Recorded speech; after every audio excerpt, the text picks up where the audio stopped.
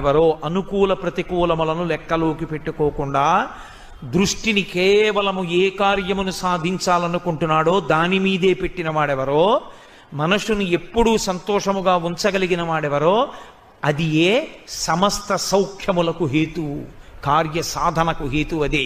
అనిర్వేద శ్రియోమూలం అనిర్వేద పరం సుఖం. అనిర్వేదో హి సతతం సర్వార్థేషు ప్రవర్తక. సమస్తమైన విషయములను సాధించుటకు లోకమునందున్న ఏకైక మార్గము మనసును సంతోషముగా నిలబెట్టుట ఒక్కటే. అలా నిలబెట్టలేనివాడు ఏ కారణమునకైనా అనుకూలము ప్రతికూలము అన్న రెండు విషయములను దృష్టిలో పెట్టుకుని నిలబడిపోయేవాడు కార్యసాధకుడు కాలేడు.